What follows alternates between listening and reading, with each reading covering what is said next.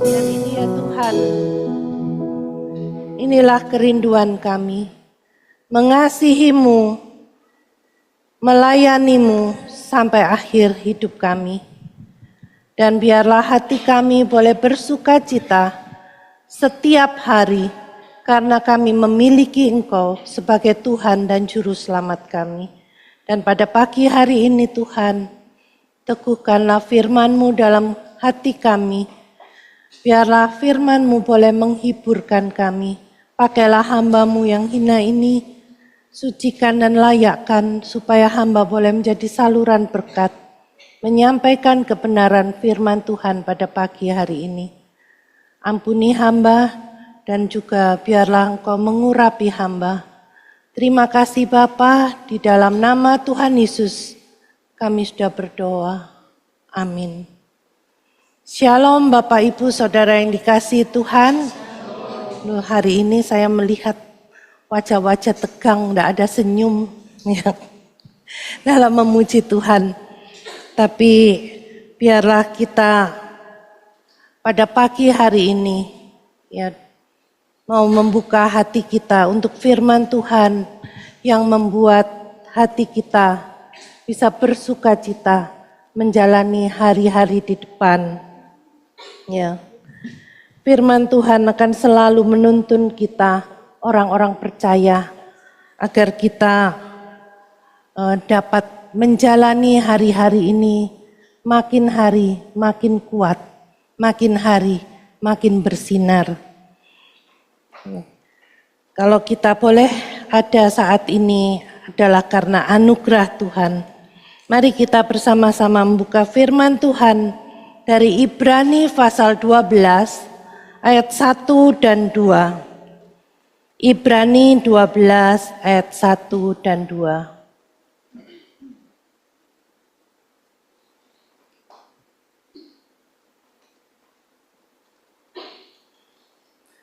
Sudah menemukan semua? Karena kita mempunyai banyak saksi bagaikan awan yang mengelilingi kita, marilah kita menanggalkan semua beban dan dosa yang begitu merintangi kita, dan berlomba dengan tekun dalam perlombaan yang diwajibkan bagi kita. Ayat kedua bersama-sama. Marilah kita melakukannya dengan mata yang tertuju kepada Yesus yang memimpin kita dalam iman dan yang membawa iman kita itu kepada kesempurnaan.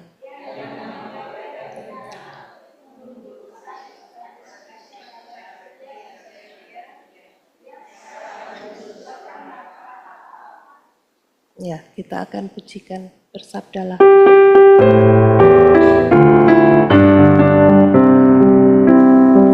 Bersabdalah Tuhan, kami mendengarkan.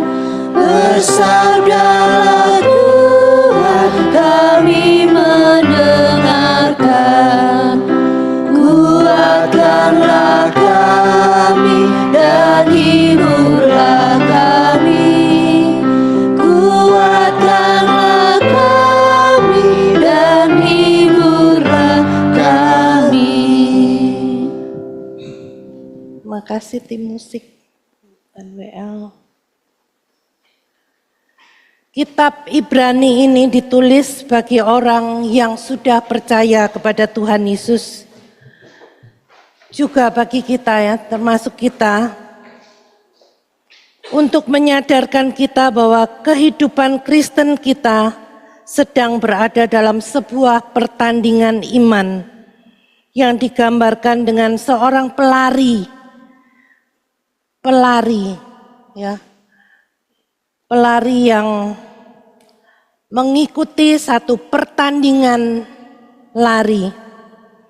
Seorang pelari, dia tahu bahwa untuk mencapai garis finish, dia harus melepaskan beban yang dia bawa ke arena pertandingan tadi. Mungkin dia membawa ransel yang berisi air minum, HP, buku. Dia harus melepaskan ransel itu, kemudian dia harus memakai kaos yang seringan mungkin, juga sepatu yang ringan untuk dia dapat masuk dalam perlombaan lari dan mencapai garis finish. Jadi dia meninggalkan beban yang berat.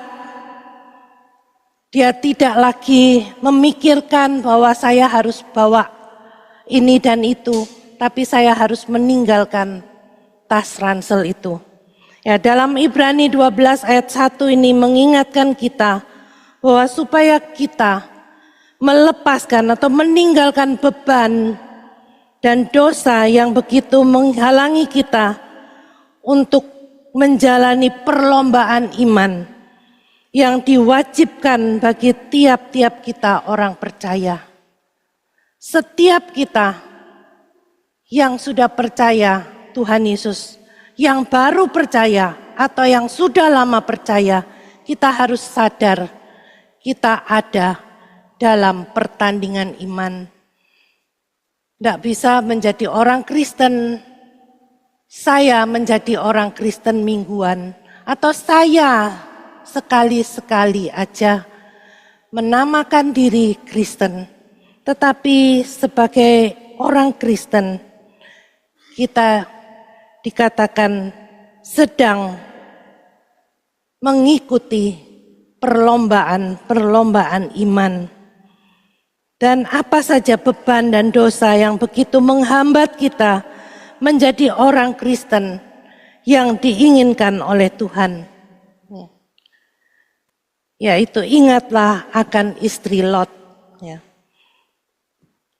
Kejadian 19 ayat 1 sampai 26. Bapak Ibu Saudara bisa membaca sendiri di rumah tentang istri Lot. Tapi saya akan menceritakan Lot dan istri dan juga kedua anak perempuannya tinggal di kota Sodom dan Gomora yang terbiasa dengan teman-teman yang tidak mengenal dan menghormati Allah. Kota ini kota yang penuh kejahatan. Tidak ada seorang pun yang menghargai, menghormati Allah, apalagi mengikut Tuhan. Tetapi karena kasih karunia Allah, Tuhan mengirimkan malaikat untuk membawa Lot dan istrinya dan dua anaknya untuk keluar dari kota itu.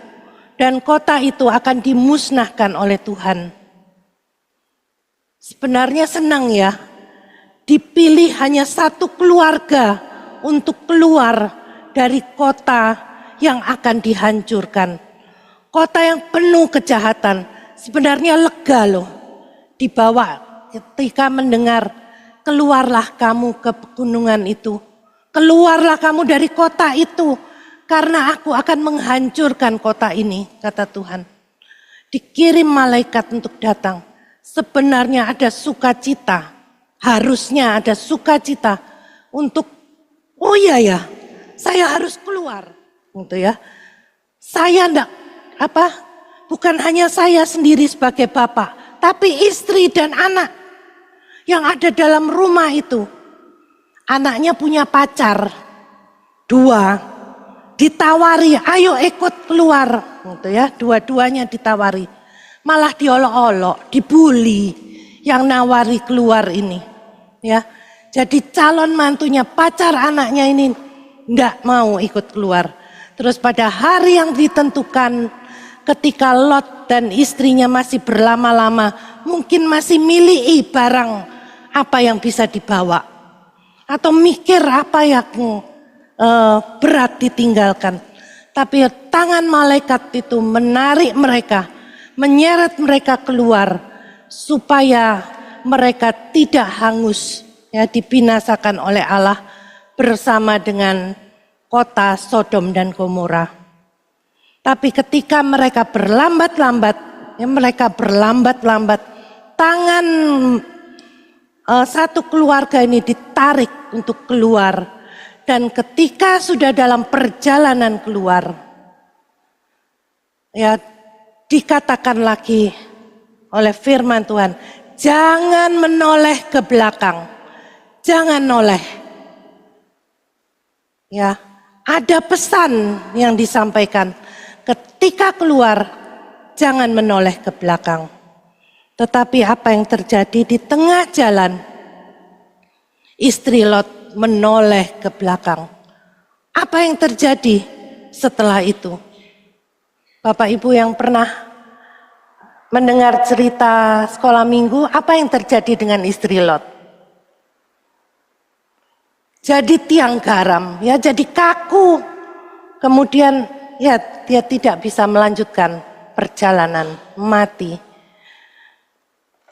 Nah, jadi istri Lot ini jadi pelajaran buat kita orang-orang percaya bahwa jikalau Tuhan sudah mengeluarkan kita dari tempat yang gelap, kita dikeluarkan dari masa lalu kita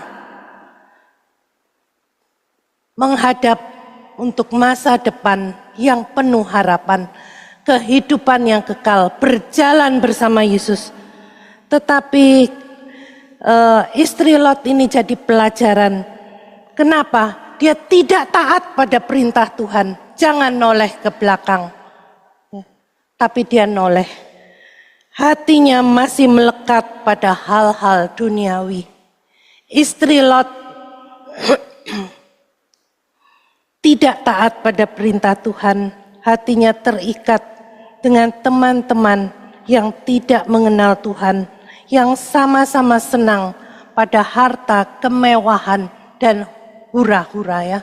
Senang-senang pesta pora, kawin dan dikawinkan di tempat itu. Dalam Mazmur 1 tadi sudah dibacakan bahwa berbahagialah orang yang tidak berdiri atau tidak berjalan menurut nasihat orang fasik. Bagaimana kita tidak berdiri menurut nasihat orang fasik kalau masih mempunyai, tidak meninggalkan teman-teman yang tidak mengenal Tuhan? Kita pasti mendengar nasihat mereka. Di sini Lot dan istrinya disuruh meninggalkan tempat itu. Meninggalkan teman-teman yang menghalangi mereka untuk maju. Meninggalkan semua hal-hal dunia. Tetapi istri Lot nih hatinya melekat kepada semua itu.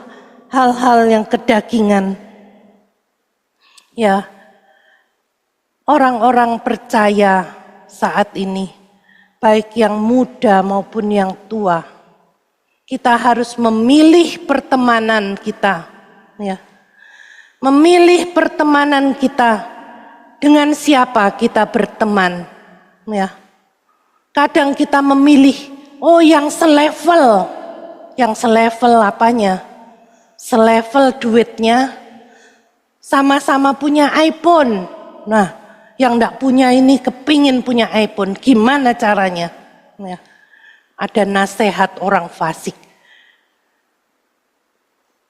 Kita berbahagialah orang yang tidak berjalan menurut nasihat orang fasik.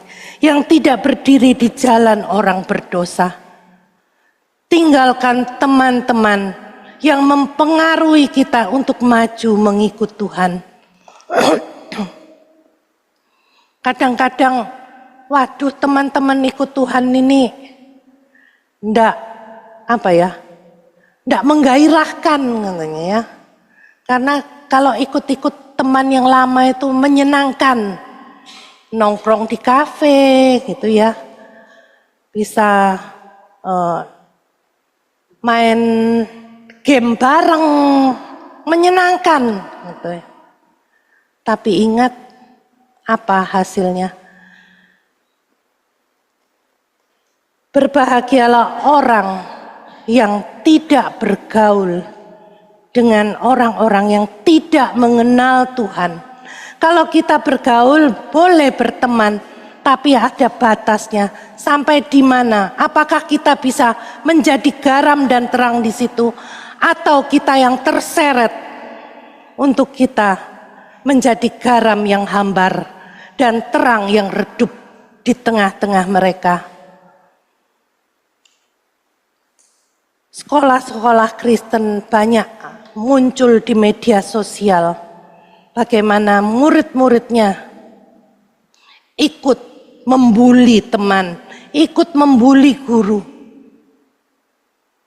Ya, seharusnya sekolah Kristen, anak-anak Kristen, apakah yang masih muda, yang tua, orang lansia juga membatasi pergaulan.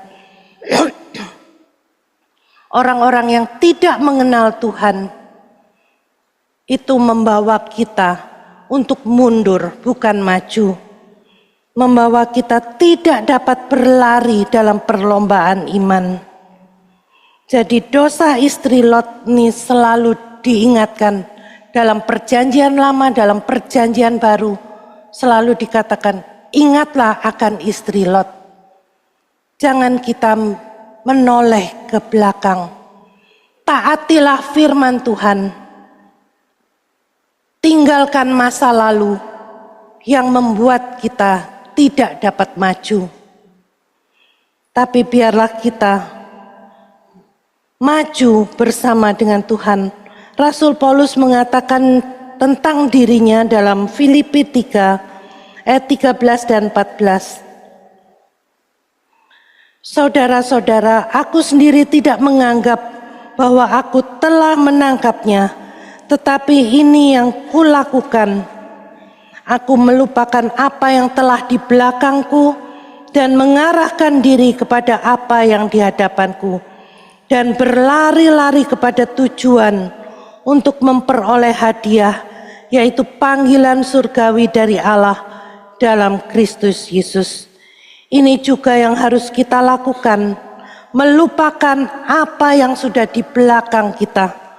Keterikatan dengan masa lalu, keterikatan dengan dosa. Kita rindu untuk kita maju bersama dengan Tuhan. Perlombaan Kristen adalah perlombaan iman yang harus dijalani dengan tekun, dengan semangat, dengan sukacita. Saat kita mengaku Tuhan sebagai Tuhan dan Juru Selamat, ya saudara-saudara yang dibaptis nih, damai. Saat kita mengambil keputusan untuk terima Tuhan Yesus, mau dibaptis, kita jangan menoleh lagi ke belakang. Maju terus, kita masuk dalam perlombaan iman. Ya. Oh, aku yang biasa-biasa aja deh. Orang Kristen enggak usah ngoyo-ngoyo, yang biasa-biasa aja. Menjadi orang Kristen, kita harus sungguh-sungguh melihat ke depan. Kita enggak bisa menjadi orang Kristen yang abu-abu, setengah-setengah, tetapi maju atau mundur, ya. Maju atau mundur. Tetapi Tuhan mau kita semua memasuki perlombaan Kristen ini dengan tekun, dengan semangat, karena ada hadiah yang menanti. Panggilan surgawi itu lebih dari apapun juga. Berlomba dengan tekun berarti kita harus terus melekat pada Tuhan, mengasihi Tuhan Yesus, taat pada perintah-perintahnya, tetap memiliki waktu teduh. Mungkin ya Bapak Ibu yang dulu waktu remaja rajin saat teduh. Bagaimana saat teduh setelah 20 tahun mengikut Tuhan. Atau anak-anak muda yang baru mengerti, ya baru belajar firman Tuhan. Apakah kita mau setia untuk melakukan saat teduh? Ya, dalam kata kesasi kita diajar untuk belajar saat teduh, berjalan dengan Tuhan setiap hari. Apakah kita mau dan setia? Berlomba dengan tekun juga berarti kita tetap setia pada pelayanan yang Tuhan berikan kepada kita, pelayanan yang Tuhan percayakan kepada kita. Tuhan memberikan kita kesehatan, Tuhan memberikan kita kesempatan untuk kita hidup dan dipakai oleh Tuhan. Wah, ini beban. Waduh, siapa yang bilang pelayanan ini beban? Pelayanan itu adalah anugerah khusus bagi tiap kita, bukan beban. Kalau kita mengikut Tuhan, itu anugerah khusus. Kalau kita dikasih kesehatan, kita dipercayai pelayanan. Berlomba dengan tekun berarti kita dengan serius, dengan sukacita, tetap menjalankan pelayanan yang Tuhan berikan. Sekalipun itu tidak dilihat, sekalipun itu tidak di atas mimbar, ya. Sekalipun kadang kita jenuh melayani Tuhan. Ya mungkin mentor PPA sudah datang dengan setia sampai Sidokare, Sidoarjo, tapi yang datang hanya sedikit. Yang datang hanya 5 orang, 6 orang. Kita harus tetap setia dengan pelayanan yang Tuhan percayakan kepada kita. Ya, bagi lansia, pelayanan apa aku ini? Pelayanan apa? Pelayanan doa. Doakan hamba-hamba Tuhan di gereja ini, doakan gereja, doakan jemaat.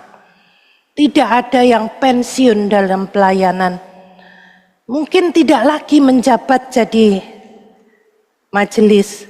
Mungkin itu diserahkan pada yang muda. Tapi yang tua, aku pensiun aja lah. Gitu. Nggak mau tahu. Pokoknya minggu ke gereja. Tidak, Tuhan mau kita semua ambil bagian dalam pelayanan yang Tuhan berikan. Pelayanan WL, singer, pemain musik.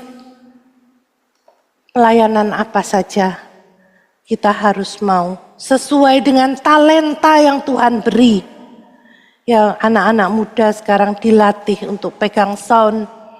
Puji Tuhan kalau gereja ini diberkati dengan sound yang baru, mixer yang baru, ini mic yang baru. Wah, ya. Agak redek saya pakai mic ini, gitu ya. Bersyukur Tuhan kasih berkat untuk gereja ini. Tapi bagaimana hati kita? Adakah syukur kita? Tuhan, aku bersyukur untuk gereja Tuhan yang Tuhan berkati. Aku bersyukur aku ada dalam bagian gereja ini. Aku bersyukur aku rindu dipakai oleh Tuhan. Yang belum ambil bagian, ya anak-anak muda bisa ambil bagian dalam pelayanan. Ya. Mungkin yang punya karunia untuk dekor bunga. Oh, aku mau bantu Bu Yatmi dekor bunga. Aku mau dipakai untuk jadi WL, singer. Menolong di LCD sound. Yang di LCD sound itu enggak kelihatan. Ya. Tapi berguna. Enggak ada di atas mimbar. Yang dekor enggak ada di atas mimbar. Tapi dekornya kelihatan. Berlomba dengan tekun berarti mengikut Tuhan dan setia melayani, setia mendengar suara Tuhan. Berlomba dengan tekun dalam perlombaan yang diwajibkan bagi kita. Setiap kita diwajibkan dalam perlombaan iman. Kita masing-masing memiliki perlombaan khusus. Perlombaan iman saya berbeda dengan perlombaan iman anak-anak saya. Berbeda dengan perlombaan iman dari Pak Heru atau siapapun di sini. Tetapi kita semua diwajibkan untuk ikut menjalani perlombaan iman yang sama, yaitu mengikut Kristus dengan setia, mengasihi Tuhan dengan segenap hati, di dalam perlombaan-perlombaan khusus yang Tuhan telah tetapkan ya, dalam hidup kita. Mungkin orang-orang percaya di daerah terpencil, baik itu Sulawesi, Papua, perlombaan iman mereka melalui jalan kemiskinan dan penderitaan. Yaitu mereka harus jalan kaki beberapa jam untuk dapat beribadah, untuk dapat melayani Tuhan. Melalui jalan berlumpur, melalui sungai, mereka harus setia setiap minggu untuk datang beribadah dan melayani. Mungkin setelah ibadah mereka tidak ada konsumsi. Mereka pulang tetap dengan perut yang lapar. Tapi mereka harus tetap setia dalam mengikut Tuhan. Dan mereka tetap setia, tetap bersuka cita di dalam mengiring Tuhan. Yang saya tahu pelayanan di pedalaman di suku Baduy, pelayanan dari gereja GKRI Proskineo harus jalan kaki 2 jam untuk mencapai tempat itu. Dengan jalan berlumpur dan memberitakan Injil bagi orang-orang yang belum mengenal Tuhan dan yang menolak.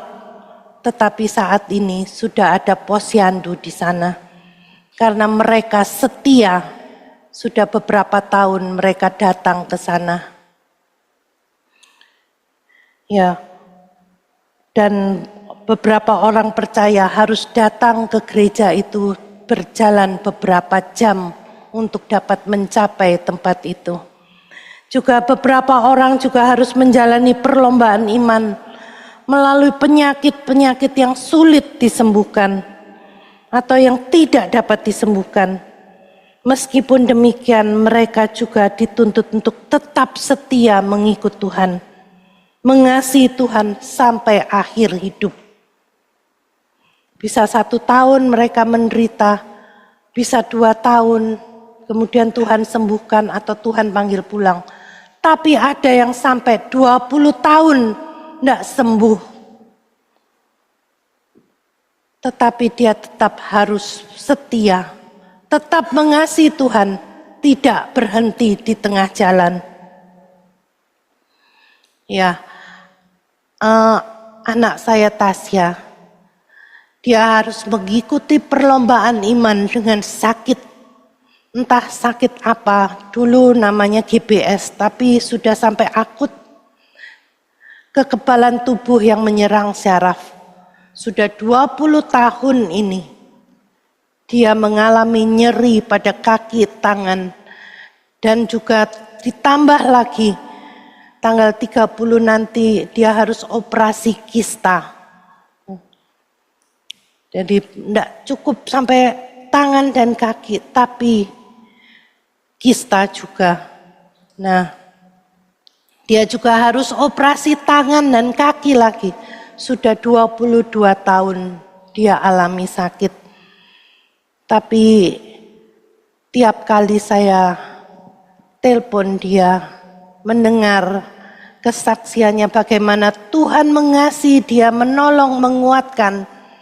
Sehingga tidak ada satu kata pun mundur. Mama, Tuhan mengasihi aku. Sekalipun aku mengalami ini, tapi aku tahu bahwa Tuhan akan menguatkan aku. Saya kalau mendengar ini juga hati saya sedih, tetapi saya bersuka cita karena anak saya Tuhan kuatkannya. Bukan karena kekuatannya sendiri, tapi Tuhan kuatkan untuk melalui perlombaan iman dengan penyakit yang harus dia derita 22 tahun. Ya, kadang dia katakan, Tuhan jemput saya aja, sudah tidak sanggup saya. Tapi kalau Tuhan berbicara kepada dia, dia katakan, Tuhan, kalau Tuhan masih mau pakai saya, tolong saya untuk dapat menjalani hari-hari ini. Ya, jadi ada orang yang berlomba dengan penyakit, ya, perlombaan imannya melalui penyakit. Terus berapa orang juga harus menjalani perlombaan iman melalui macam-macam kesulitan hidup. Kegagalan, dikecewakan, difitnah, dianiaya. Gagal dalam banyak hal. Meskipun demikian, kita dituntut untuk tetap setia pada Tuhan. Tetap mengasihinya sampai Tuhan panggil pulang. Tidak bisa setelah ada penderitaan, setelah ada kekecewaan, sudah stop aku ikut Tuhan. Tidak sanggup saya.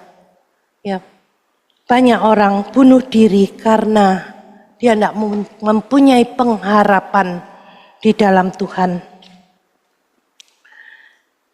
Kita mengikuti perlombaan, bisa mengikuti perlombaan itu sampai finish. Kalau kita memandang kepada Tuhan. Ibrani pasal 12 ayat yang kedua.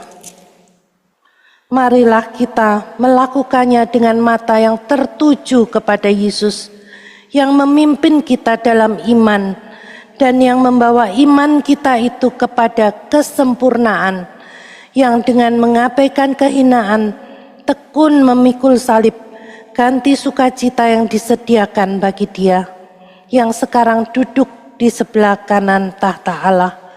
Mari kita melakukannya, kita berlomba dengan iman melalui segala macam pergumulan hidup dengan mata yang tertuju kepada Yesus. Dia yang menopang hidup kita, memimpin kita dalam iman, dan yang membawa iman itu kepada kesempurnaan. Ya, Tuhan Yesus sendiri pernah menjalani kesulitan-kesulitan sampai Dia mati di atas kayu salib. Mari kita meninggalkan masa lalu yang tidak penting, yang menghalangi kita untuk maju, berjuang di dalam Tuhan. Dosa apapun juga dalam masa lalu, khususnya kedagingan, yang sulit kita lepaskan, kita mohon Tuhan tolong saya, untuk saya dapat melepaskan dosa masa lalu. Dan saya mau berjuang untuk maju.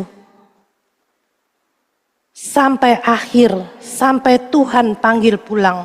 Kita tidak tahu sampai umur berapa kita bisa diberi kesempatan untuk hidup dan melayani. Mau sampai umur berapa Bapak Ibu?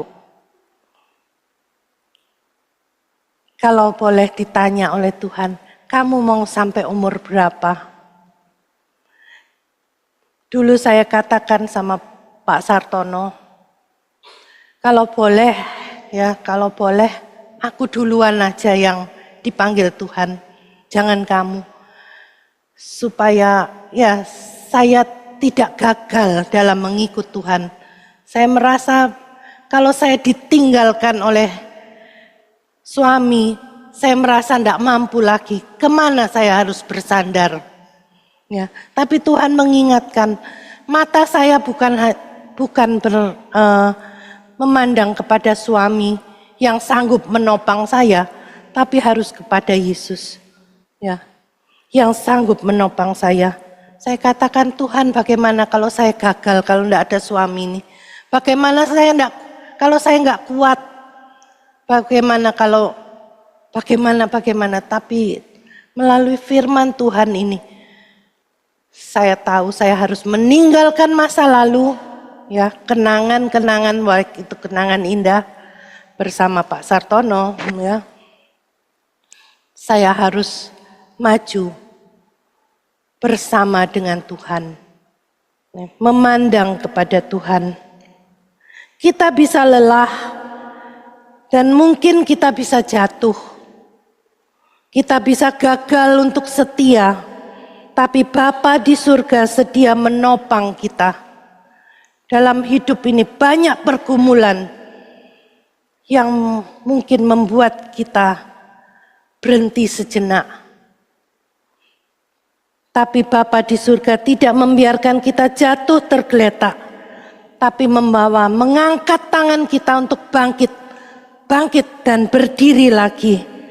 Kita melanjutkan perlombaan iman sampai kita menutup mata. Jangan sampai ada yang menjadi mualaf ya. Meninggalkan Tuhan karena kecewa. Tuhan, kenapa aku enggak kaya-kaya? Tuhan, kenapa ini salah? Apa yang aku lakukan ini salah? Tuhan, ya. Kenapa aku seperti ini? Tapi kita melihat kepada Tuhan. Tuhan, pimpinlah saya. Saya mungkin gagal saat ini, tapi saya mau bangkit bersama dengan Tuhan. Berbicaralah kepada saya, tuntunlah saya. Kita akan menikmati kebahagiaan karena tangan Bapa di surga yang penuh kuasa. Dia sanggup menolong kita. Anak-anak remaja, pemuda, biarlah tanganmu, hatimu diserahkan kepada Tuhan. Jangan pikirkan yang enak-enak yang lalu. Teman-teman yang lalu yang membawa kamu jauh dari Tuhan. Mau persekutuan, ayo futsal. Mau persekutuan karena mereka tidak ngerti. Alah, ngapain persekutuan, minggu depan aja bisa. Ayo badminton, ayo.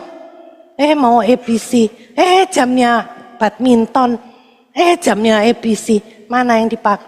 Ini. Sini aja, gitu ya. Jadi nggak maju-maju, gimana kerohanian maju? Ayo kita meninggalkan masa lalu, berjalan mendengar suara Tuhan. Kita akan berbahagia sampai akhir hidup kita, berjalan bersama dengan Tuhan. Saat kita lemah, jangan putus asa. Jangan meninggalkan iman percaya kita, tapi bersandarlah pada kasih setianya yang memampukan kita menjalani hidup yang ditentukan Tuhan. Dalam setiap pergumulan kita, mari kita membawa semua pergumulan kita kepada Tuhan yang membawa iman kita kepada kesempurnaan. Saya tutup dengan satu video. Bisa ditayangkan?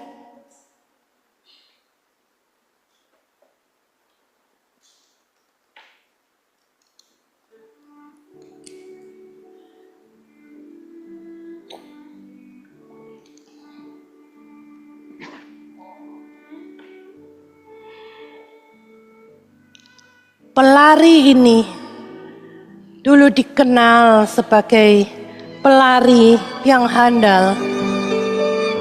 Dia dijagokan untuk mendapat juara. Tapi satu kali dia mengalami hal yang tidak dia duga.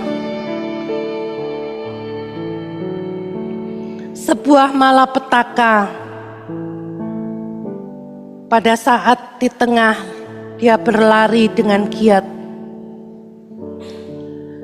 dia mengalami sakit pada kakinya.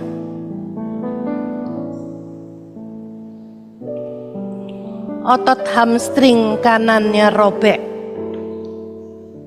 otot kaki. Dia tahu dia tidak dapat melanjutkan perjalanannya. Tapi dia tidak kecewa.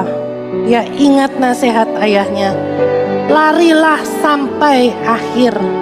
Kalau sudah dimulai, larilah sampai akhir. Kemudian dengan tertatih-tatih, dia lari. Dia mau menyelesaikan sampai akhir. Sampai garis finish. Dia tertatih-tatih sambil kesakitan. Tapi dia tidak putus asa. Kemudian datang seorang bapak yang menopang dia, yang menolong dia supaya tidak berhenti di tengah jalan. Dia adalah ayahnya.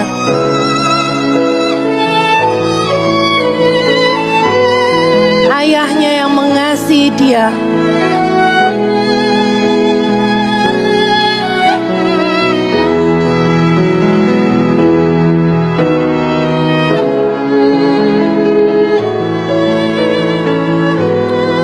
Ayo kita selesaikan pertandingan ini bersama. Ayahnya menopang dia dalam melanjutkan pertandingan ini.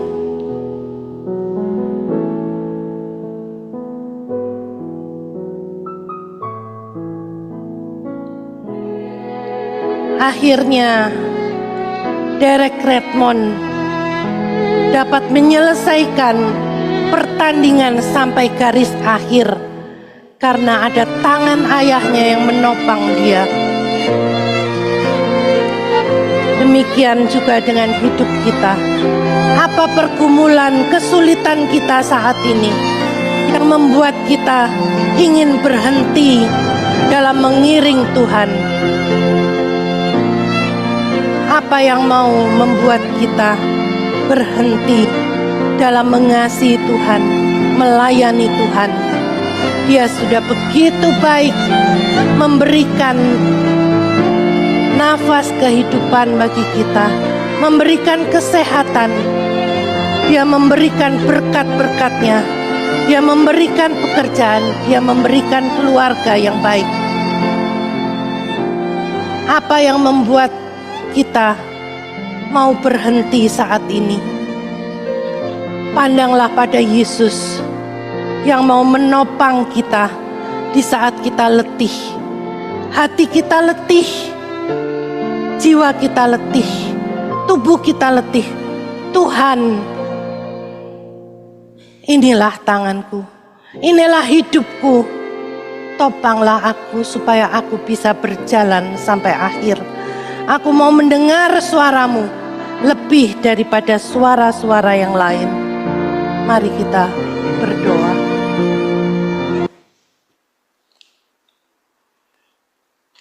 Bapa yang di surga, Bapa yang begitu mengasihi kami mengucap syukur Tuhan, kalau sampai pada hari ini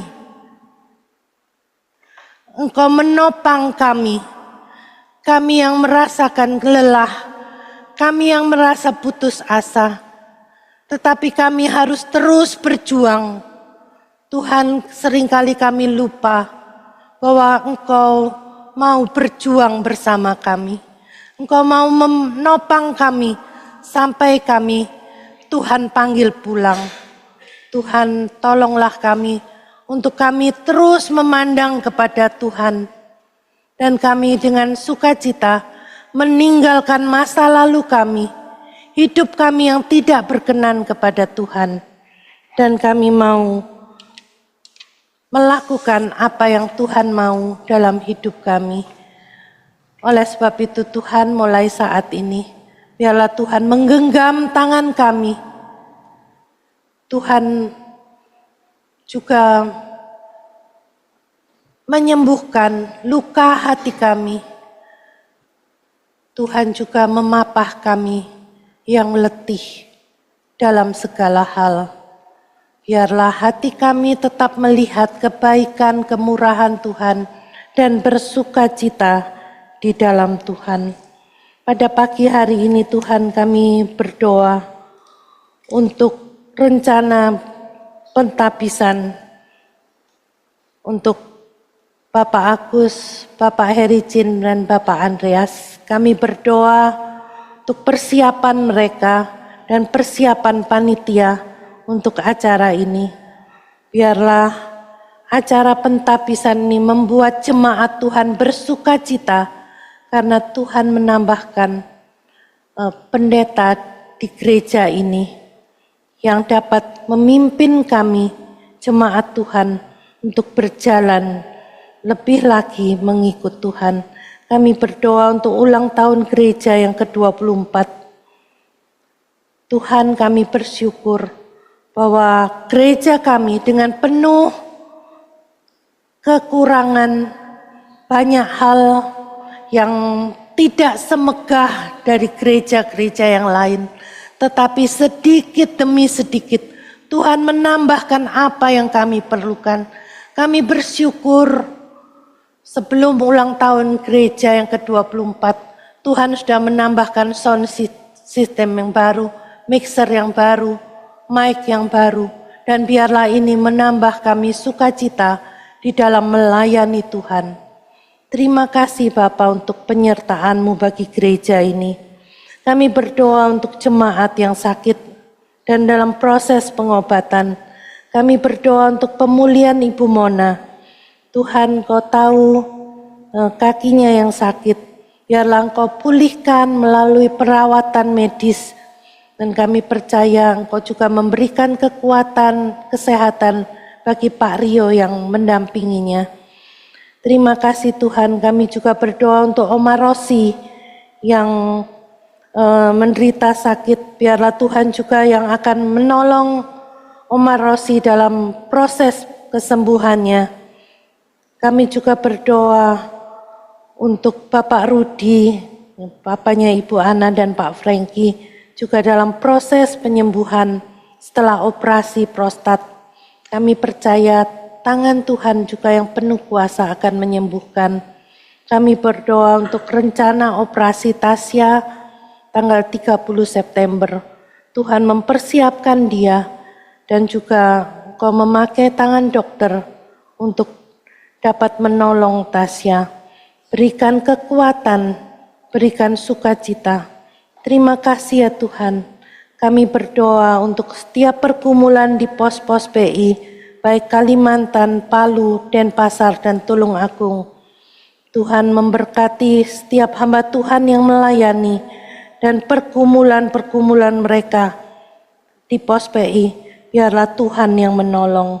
Terima kasih Tuhan. Pada pagi hari ini kami berdoa untuk yang berulang tahun. Kami berdoa untuk Ibu Gati. Terima kasih Tuhan memberikan kesehatan bagi dia. Kau nambahkan usia 1 tahun lagi.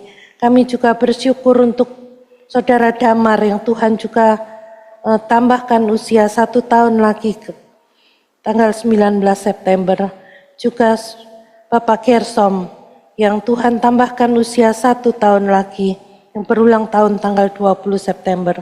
Juga Bapak Kastur yang berulang tahun tanggal 21 September. Kami bersyukur Tuhan untuk 1 tahun yang Tuhan tambahkan. Kami berdoa untuk tahun-tahun ke depan supaya mereka makin mengasihi Tuhan dan makin melekat kepada Tuhan dan menikmati kasih anugerah-Mu. Terima kasih Bapa. Kami mau menyerahkan doa kami yang kami naikkan dalam nama Tuhan Yesus yang sudah mengajar kami berdoa.